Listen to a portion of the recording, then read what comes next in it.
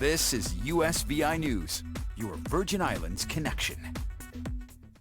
Hi, everyone. Thanks for joining us for USVI News. I'm Emily Matson. On St. Thomas Wednesday, several new peace officers have joined the ranks of those who keep our community safe. It was a graduation ceremony for the 18 new peace officers who have sworn to protect and serve the VI community.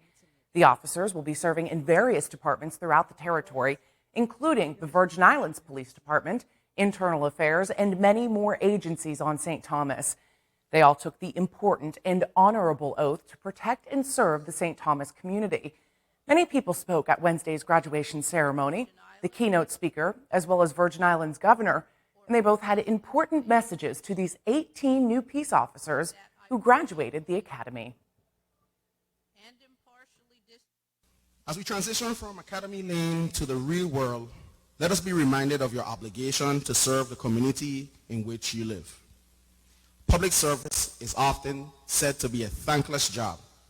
When others run from danger, you're required to run to it. When people go home to their families, you often leave your families to protect the community. Always remember that there are key qualities that good law enforcement officers must possess: critical thinking skills, sound judgment, interpersonal communication skills, good ethics, compassion and empathy, respect for others, patience, discretion, courage, integrity, and most importantly, humility. Enjoy your day, relish it, cherish it. Know that the people here love and care for you, that this community prays for you and wishes you well. And I pray that our community would give you the same type of respect they do to those officers in the States when they stop them on the highway. No more mother this and mother that. 10 and 2. License and registration? Yes, ma'am. Are you having a nice day? That's the day we hope for. Remember, we're charging you with protecting and serving the community. You take the very same oath I take, and I take it seriously. You defend the laws of the Constitution applicable to the United States Virgin Islands and the laws of the Virgin Islands. Don't take it lightly. Some powerful messages were sent today, and congratulations to those 18 new men and women who have joined the other peace officers in their efforts to keep St. Thomas streets safe. On Tuesday, a graduation ceremony took place for the 17 new peace officers on St. Croix. Congratulations again to them all. As we hit the middle of the week, COVID-19 cases remain steady and continue with a downward trend. There are currently 49 active COVID cases territory-wide, with 30 on St. Croix, 17 on St. Thomas, and 2 active cases on St. John. The Virgin Islands Commissioner has said while a few people are still being hospitalized, they're recovering quickly and returning home, which is certainly a good sign. An urgent public health problem. That's what one organization is calling the use of e-cigarettes by kids and teens following the results of a recent survey in which millions of middle and high school students reported using e-cigarettes this year. So here's a deeper look at the data and what tobacco-free advocates say needs to happen to keep kids safe. It's a potentially dangerous problem plaguing kids. More than 2.5 million of middle and high school students in the U.S. reported using e-cigarettes this year, according to data from the CDC and FDA. Kids aren't just experimenting with e-cigarettes. They're using them all the time. Not only is the nicotine found in many e-cigarettes addictive, but it can also affect a developing brain, which can impact attention, memory, and learning, says Vince Wilmore with the Campaign for Tobacco-Free Kids.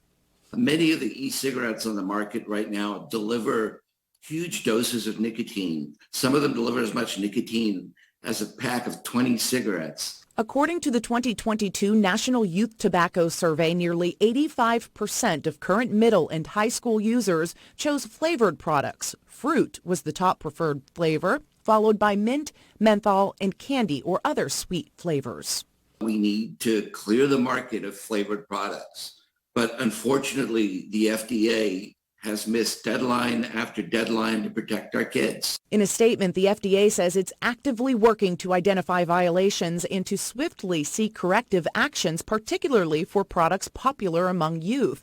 The agency says it issued warning letters to some of the companies which sell the brand most commonly reported in the survey, adding the products are being sold without marketing authorization. The FDA says it is illegal for e-cigarettes not FDA authorized to be sold, and penalties for retailers or distributors can include seizure, injunction, or a fine. If you're planning on doing some online shopping through Amazon Prime Days or other sites, there are a few things to remember to protect your wallet from scammers. The Better Business Bureau advises to always make sure the website you are shopping on is secure and authentic. They also say it's best to pay with a credit card as opposed to a gift card or prepaid card, since it's easier to track fraudulent charges. When you're shopping online, check the URL, watch for bad grammar, search for contact information, and read online reviews. And once you order your package, porch pirates can become the concern. The BBB says to always track your package to monitor when it's set to arrive or have it shipped to somewhere else, like your place of work.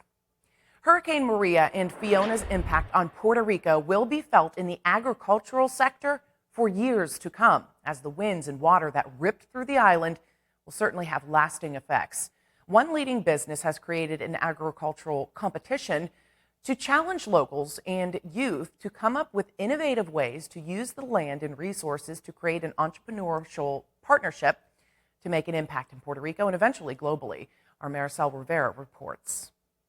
The damage caused by Hurricane Fiona was substantial, and the campaign behind the Power of Work RAM, or La Fuerza del Trabajo, is geared towards addressing that with a competition in the agricultural field. Ok, escuchen esto. El ganador va a recibir más de $80,000 en premios, incluyendo $15,000 en efectivo. We're very proud to announce La Fuerza del Trabajo Agrotec, which is basically the combination of agriculture with technology. And we're looking for that entrepreneur that sets up through innovation, the distribution of whatever idea they have, or whatever, if it's food or they can develop something that they could not only put for Puerto Rico consumption, but also throughout the world. So we're thinking big.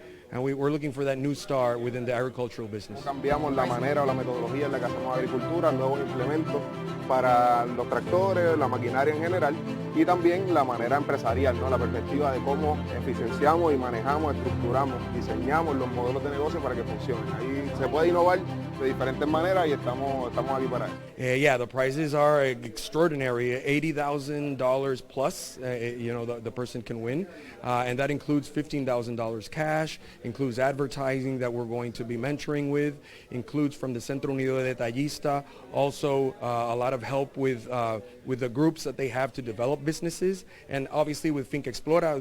I like to say this because it's 2 acres of land for 2 years for free. So, they're going to get a lot of help from all the sectors to make sure that this business gets off the ground and it grows exponentially to a level that all the Puerto Ricans are going to be very proud of.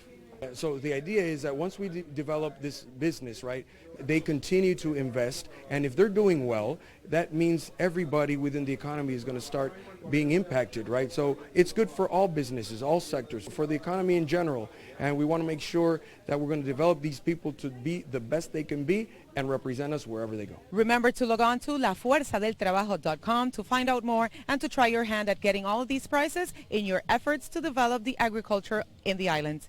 You have until November 23rd to do so, and the winner will be chosen in early December. Reporting from Carolina, Puerto Rico, this is Maricel Rivera. And as Maricel just mentioned, the deadline to enter this competition is the day before Thanksgiving, November 23rd, so make sure to enter if you believe your inspiration could become a reality.